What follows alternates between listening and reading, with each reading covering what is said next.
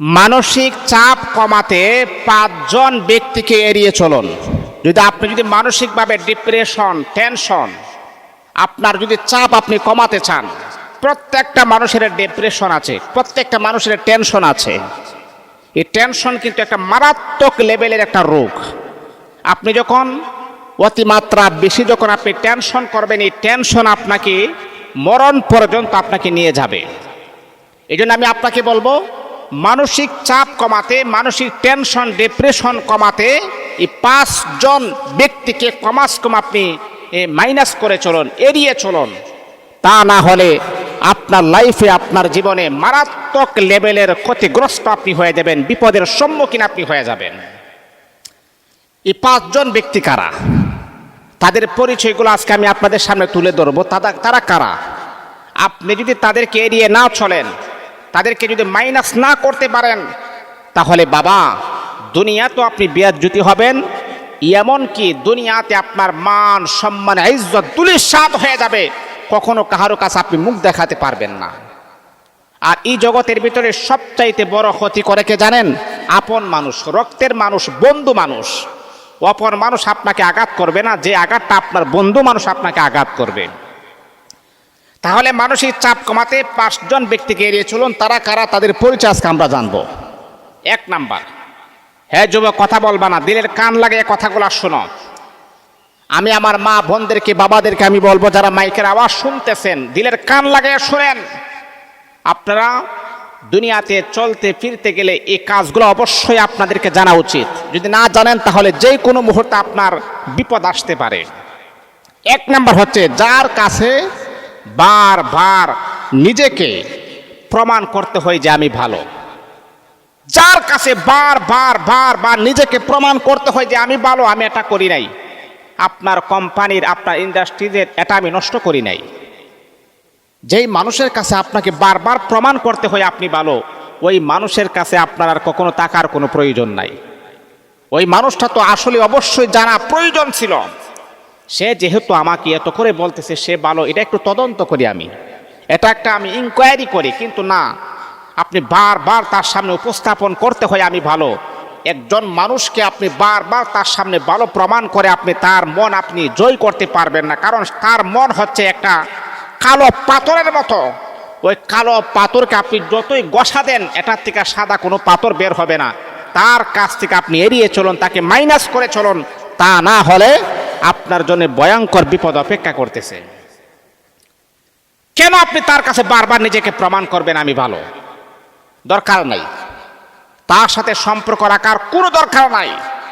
তার কাছ থেকে সম্পর্কটা আপনি মাইনাস করে ফেলুন। এটা হলো 1 নাম্বার। 2 নাম্বার হচ্ছে, যেই মানুষ সামান্য ঝগড়া লাগলেই পিছনের কথা দিয়ে আপনাকে ইগনোর করার চেষ্টা করে। সামান্য ঝগড়া লাগলেই পিছনের কথা দিয়ে আপনাকে অ্যাবাউট করে, আপনাকে ইগনোর করে, আপনাকে ব্ল্যাকমেইল করে। অনেক মানুষ এমন আছে না? অথবা এমন কিছু মানুষ আছে যাকে আপনি আপনার গোপনাঙ্গ কথাগুলা বলছেন, যাকে বিশ্বাস করেছেন, আপনার বন্ধু মানুষ, আপনি জানেন ওই মানুষটা আমার কখনো ক্ষতি করবে না। তার কাছে যখন আপনি আপনার ফ্যামিলির গোপন কথাগুলো যখন বললেন, তার সাথে আপনার 1 দিন, 2 দিন, 5 দিন, 5 বছর পরে যখন ঝগড়া হয়েছে, তখন আপনার পিছনের কথা দিয়ে আপনাকে ব্ল্যাকমেইল করেছে, আপনার মান সম্মানে আঘাত করেছে। ওই সমস্ত বন্ধুকে আপনি মাইনাস করতে হবে। যদি না করেন তাহলে বাবা আপনি বড় ধরনের বিপদের সম্মুখীন আপনি হবেন। আপনি কাকে বিশ্বাস করলেন? আপনি কাকে ভালোবাসলেন যে আপনার এমন একটা বিপদের সময় সে আপনার এই গোপন কথাগুলা মানুষের কাছে ফাঁস করে দিয়েছেন? সে আপনার বন্ধু নয়, সে আপনার বন্ধুর নামে চরম পর্যায়ে দুশ্মন। এই দুশ্মন থেকে যদি আপনি মাইনাস করতে না পারেন, তাহলে বড় ধরনের বিপদ আপনার জন্য অপেক্ষা করতেছে। 3 নাম্বার হচ্ছে, যদি আপনি মানসিকভাবে শান্তি চান, মানসিক চাপ কমাতে চান, ডিপ্রেশন কমাতে চান, টেনশন কমাতে চান, তাহলে 3 নাম্বার, ওই সমস্ত মানুষের সাথে আপনি মিশবেন না যেই সমস্ত মানুষ যে ভুল করেও স্বীকার করে না। ভুল করার পর আপনি শুধরে দিলেন যে ভাই তুমি এটা ভুল করেছো, তারপরে সে স্বীকার করে না আমার ভুল হয় নাই।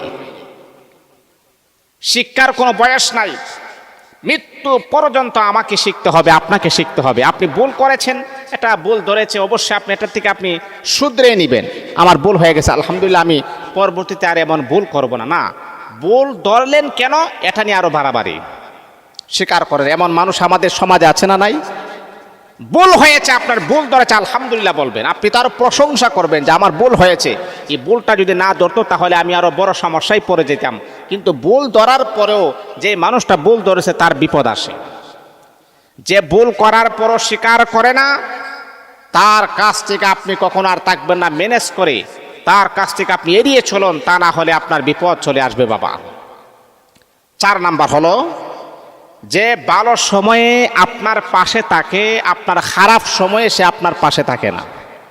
এটা কিন্তু আমাদের দেশে সবচাইতে বেশি হচ্ছে। আপনি যখন টাকা পয়সা ইনকাম করবেন, আপনার বন্ধু বান্ধবের কোনো অভাব নাই। আপনি যখন ফোন দিবেন দেখবেন আপনার কাছে চলে আসবে, অটোতেই তারা চলে আসবে। আর আপনার যখন সময়টা খুবই খারাপ যাচ্ছে, টাকা পয়সা নাই, কোনো কিছুই নাই, আপনার এবিলিটি নাই, আপনি ফোন দিয়েও কোনো বন্ধু বান্ধবকে আপনি তালাশ করে পাবেন না। মনে রাখতে হবে, প্রকৃত বন্ধু হচ্ছে ওই বন্ধু যেই বন্ধু বিপদের সময় আপনার পাশে থাকে, আর যেই বন্ধু বিপদের সময় আপনার পাশে থাকে না, আল্লাহর কসম ওই বন্ধু কখনো আপনার আসল বন্ধু হতে পারে না।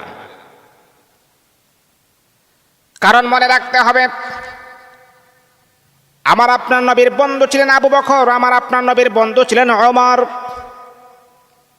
নবী আলাইহিস সালাতু ওয়াস সালামকে কেমন ভালোবাসতেন, কেমন মহাব্বত করতেন।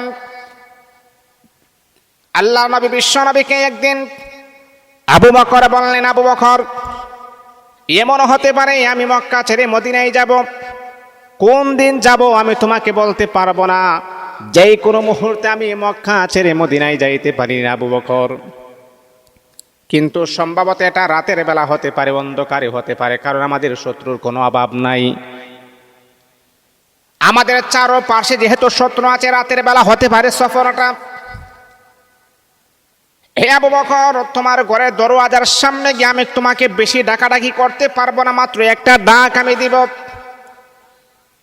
এই আবু বকর নবীর কেমন বন্ধু ছিলেন, নবীর কেমন ভালোবাসার বন্ধু ছিলেন, নবীর কেমন বিপদের বন্ধু ছিলেন আপনি দেখেন।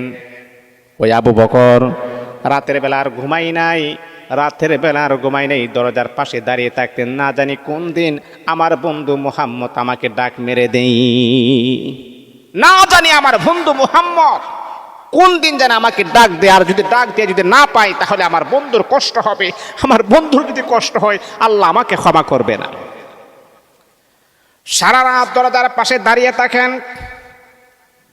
হঠাৎ করে একদিন আল্লাহর হাবিব বিশ্বনবী, প্রচন্ড কালো রাত, অমাবস্যার অন্ধকার, এমন রাত্রিতে আবু বকরের দরজার পাশে এসে নবীজি খালি একটা ছোট করে একটা ডাক দিয়েছেন আবু বকর, এমনি আবু বকর দরজা খুলে দিয়ে বলতেছেন, লাব্বাইক ইয়া রাসূলুল্লাহ, লাব্বাইক, আমি আবু বকর আপনার সামনে হাজির। আবু বকর বলতেছেন, নবী বলতেছেন, আবু বকর এত গভীর রাত, প্রচন্ড ঠান্ডা পড়তেছে, আবার অন্ধকার আর অন্ধকার, অমাবস্যার অন্ধকার, হাত না প্রসারিত করলে হাতটা পর্যন্ত দেখা যায় না।